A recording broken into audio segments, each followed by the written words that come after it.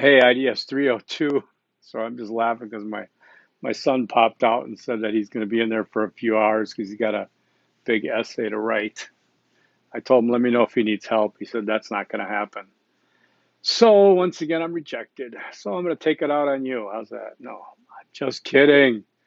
Because probably saw your step one scores and thought, oh my God, this guy has issues and he's taking it out on us. No, he doesn't. Well, maybe I do, but I'm not. All right, so this is module 4, video 2. It is Wednesday, March 31st. Hey, nice. Tomorrow, April Fool's Day. Hope you have a good one. What is that, anyways, right? One time, my oldest son called me up, told me he got arrested for drunk driving. I was so mad, so upset. And then it was April Fool's. I just said, don't do that to your father. Okay, anyways, hey, many do not know this, but students, faculty, and staff receive a free digital subscription pass to the New York Times. It's a valuable benefit provided by Arizona State University. Took me like 17 emails back and forth to finally get mine set up correctly because I corrupted it myself because I ended up paying for my subscription that I didn't, that I did. Anyways, I'm going to send the link for you to sign up. It's actually very simple. You get a free 1 year pass. It's good till March 22. Nice to have access to that for free.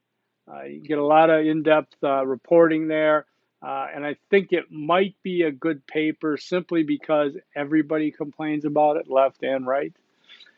So they must be doing something right. A lot of stuff about them really irritate me, and a lot of stuff I support. Okay, so how's that Hal Brown video? One yard. That's a long one. How's that Hal Brown video discussion board coming? Um, I hope it's been an enjoyable movie for you, and you understand that I want you to, write about what you see in there, what you take out of it, academic-wise, discipline-wise. Please do me a favor. Do not put it all in one single paragraph. I will ding the heck out of it if you don't know by now. You should write in paragraphs, especially when I'm asking you for different disciplines. That would make sense. And because the discussion board is weird with the text, you don't have to indent. You can just skip a line, okay? Um, I do the Hal thing. Why do I do it? Why does he do it? Besides, like a professor makes you buy his textbook, I'm making you watch my movie. No, I think looking at something like this, which again I had to create through interdisciplinary studies, the master's program. I had to create it through an integrative process, which means the results should bear that, evidence of that. I do it in this class because, again, as we all evolve into being better today than we were yesterday, we can look at it through a structure of academia, through disciplines, through silos of learning, through a particular order. Some people like doing that. Some people hate doing that. Some people would never do it. Some people would like to do that. But I guess when observing something, observing a phenomena, let's call it, whether it's a movie on television, whether it's a sporting event, whether it's a, you know, social crisis of some sort. We've had enough of those lately again. Um, to see it in terms of an interdisciplinary analysis to better understand what's going on with it. So, for example, you can look at the recent shooting, pick one, for God's sakes, the Atlanta one or the Boulder, Colorado one, and you could think of the things that are reflected in that academically. Okay. There's a lot of political science in there. I mean, bigotry and racism are not disciplines, thank God, but, you know, psychology, important. You get into political science regarding Second Amendment rights and reasonable gun control. Get into the disgusting, despicable, hating of Asians now, which is seems to be in vogue because of the coronavirus. Um, it happens to anybody that doesn't look like me. Anybody who doesn't have a bald head and a beard. Anyways, you know what I'm saying. So I'm just saying, looking at something like The Howl's movie helps us to observe our world, live in our world, and consider some of the different influences of particular phenomena. Right? Okay, so about step one. Honestly, they're not bad. I mean, I know your scores probably think, "Oh my God, I screwed this one up," but I admit to being punitive on the first paper with formatting, especially, and some other things we'll get into. But that's because I'm giving you a chance to correct it. Okay. Because, in my opinion, I would rather be punitive, get your attention, like, oh my God, I can't accept a 30 out of 50. But then here's what I'm saying, and you can change it and fix it and get your score drastically improved, as opposed to say, oh, I got a 42 out of 50. That's what he said, but whatever, I'll accept it. And then the next paper is the same thing, and you repeat the same mistakes because you know it's not that bad. I like to straighten it out in the first paper because then the second, third, fourth, fifth are fine. Okay, so take advantage of that. Everybody gets a chance to do their paper twice. Some people I give it to them 3 times if I have to. Okay, but remember what we're doing. Remember the overarching question, right? Remember why I gave it to you. Because you shouldn't be promising to resolve climate change.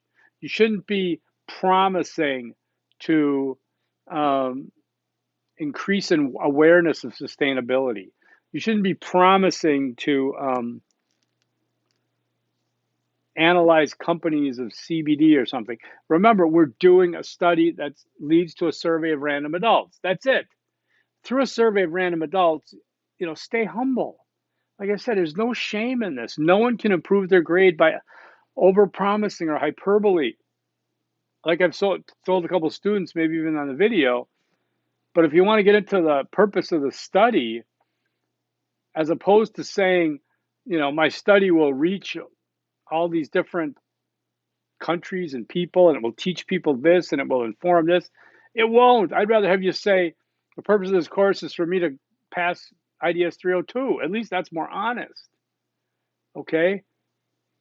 We're not playing with, I'm not throwing you a box of Legos and say, build a house. I'm throwing you the tools and the protocols and the requirements of real research and asking you to do that at a very entry level. So none of the content is going to impress me in terms of its gravitas. Like I said, you're not curing cancer in this class, as much as I love it. Instead, I'm teaching you a protocol that, while this is interdisciplinary studies and it has wide berth, wide range, there's still narrow parameters to follow in terms of a process of research. So we're not, and I explained also why the precision to that overarching question.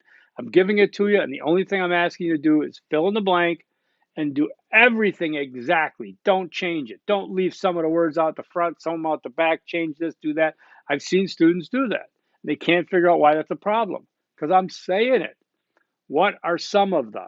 We are saying that instead of what are the, because when you say what are the, you are proposing to say them all. Okay.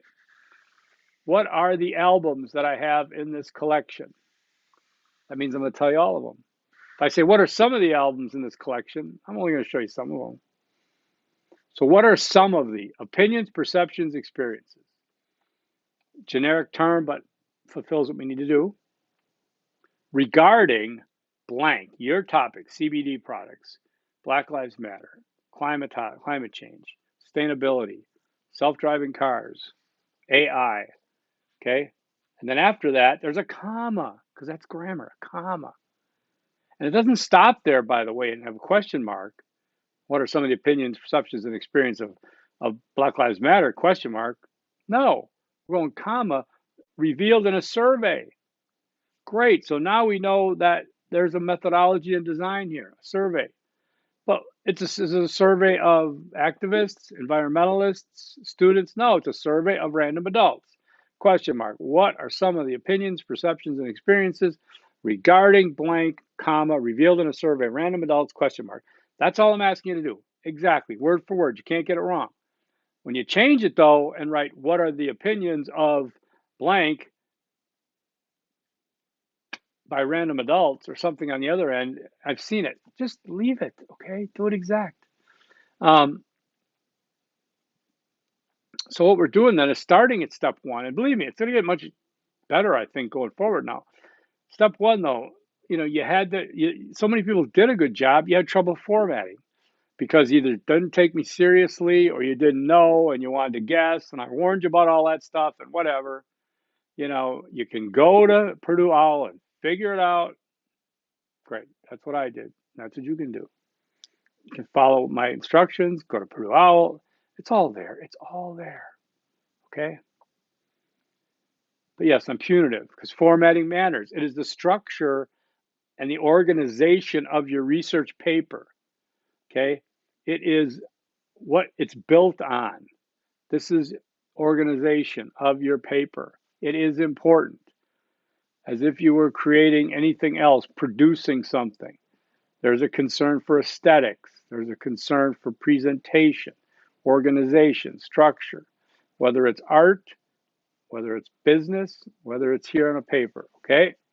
So I hope I've, kind of explained that enough. So let's go with Easter egg number one. And I'm just going to say this again, formatting is important. I know I'm beating a dead horse here, but formatting is important is your Easter egg number one. So let's talk about step two now. It's getting exciting. Justify an interdisciplinary approach. Justify an interdisciplinary approach. There's your title, Tanner step two, justify an interdisciplinary approach.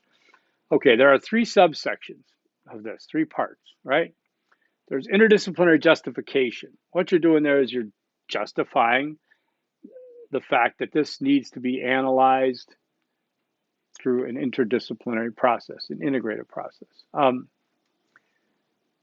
How does that happen? Well, when a problem is complex, when an issue is complex, it qualifies. Okay, so why is it complex?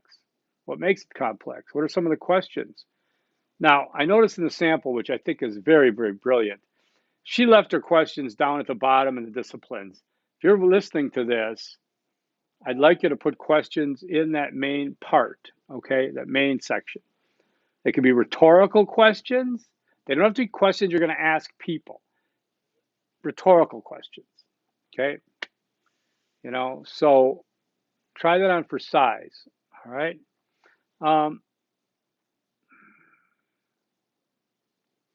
Why is this problem issue topic complex? So that's see Tanner, page 71.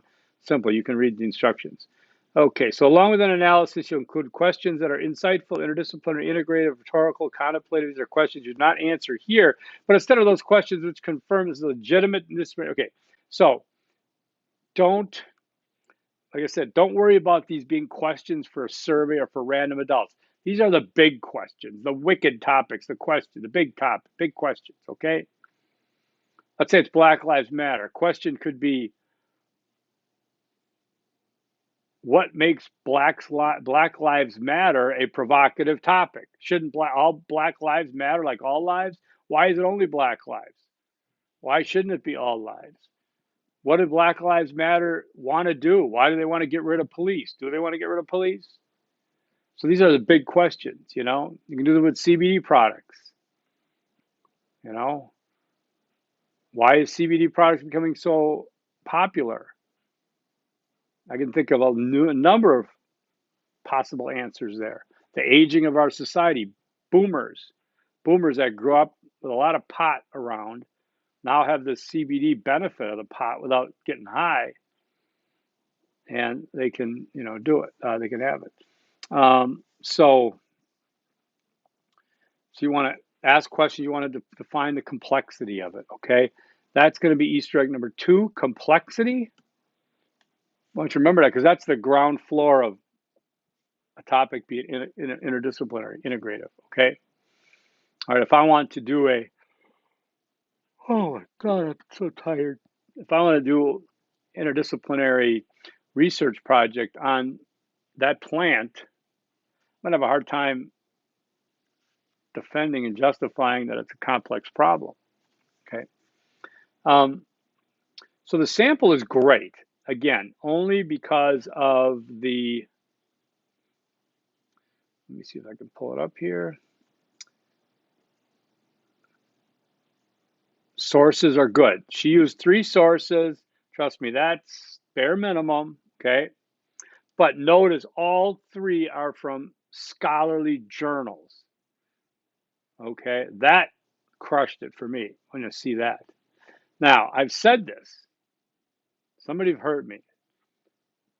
I said, be careful not to use .coms. They mean commercial. Commercial means revenue. Revenue means bias. Okay. Be careful not to use anything in a link that says blog. Okay. Because that's not scholarly. Okay. Do not use Forbes. I think 3 people used Forbes, and I've specifically said do not use Forbes. Do not use Cron.com. Do not even use the New York Times. Do not use anything with a .com if you really want to score big. Okay. Be careful with government sites. Okay. Because I see a lot of that. Now, what this leads me to tend to believe, because of the evidence, is that students just don't want to go to do the library thing. They just don't want to. They figure somebody else will do it. I'm not saying they're lazy. They just don't want to deal with it because they don't know what to look for. And I've been really clear how easy it is. You go to the ASU library site, you type in your OneSearch, brings a lot of stuff up, go on the right column, filter your results, filter peer reviewed, and filter for full text online, and you will get journals. Okay. And if you don't, then you get a hold of me. Because if you bail out and just use crap sources, you'll get a crap score. Because any research paper, especially like this, any academic paper, scholarly paper, needs to have sources to back up the claims. You can't make a bunch of claims about something, especially statistics or just not just claims, and not have it backed up. Okay? It's got to be supported by the evidence that's come before you. Okay? So make sure your sources are quality sources. That's when I see quality sources and things formatted right. Listen, you've just really nailed it. Okay. I'm just telling you, that's where the emphasis is. I don't know. Again, I'm trying to shift your brain, a paradigm shift from, oh, I'm going to just make the world a better place in this paper, to it's a research paper. It's entry level. It's not rocket science. You're not going to do anything with it. You're not going to get it published. This will not be published. Okay. It's okay. I've never had anything published. All right. Except my writing, but it's okay. Don't be have when you if you use this growing period and want to get published later and you get grad school and everything, get published. And I hope you look back on this experience as a positive step towards that. But this paper is not getting published. It's not going to be, you know, analyzed by companies or governments, or it's just not. So don't let your imagination go wild thinking that. Keep it, it's okay. Humility, humble, it's okay. I know that might not be what you're used to getting, but it's like, it's like, I want to be an astronaut. I'm not going to be an astronaut. Okay. They're not taking many soon to be 63 years old. So instead, I'm going to play linebacker for the Green Bay Packers. No, I'm not. It's not going to happen. I'll die. Keep it real. There's nothing to be ashamed of it. But yes, stretch your horizons, dream big, do all that stuff. But when it comes to doing the work, you do the work, right? I used to hear a old adage about enlightenment, because enlightenment, oh my God, enlightenment, boom, boom, fireworks all over my life I'll get enlightened, and from Buddhism or what have you. But what is enlightenment, master? Okay, and the master would say, before enlightenment, chop wood, carry water. After enlightenment, chop wood, carry water. Okay, you still have to do the basics, but you could be chopping wood and carrying water 2 inches off the ground because you're floating enlightened now. But I know I just went off on a whole Michael Persdia transcendental rant there. All right, but so the sample looks good. Now the research questions by discipline. If you're watching this, you can do 6 disciplines here. I'm only going to hold you to 3 later, but if you want to expand your mind to 4 or 5, whatever, go ahead. I want you to avoid 2, at least 3 minimum. I don't care if they're your concentrations or not.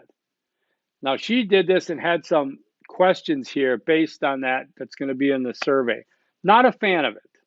Okay. I'd rather have, here's what I'd rather have, and I may have to add it to the sample sheet. I'd rather have, how does psychology relate to this noise pollution topic? How does music relate to the noise? Okay, I don't want the questions that are going, so I'm gonna have to change that. So it's like, how do these disciplines relate to your topic?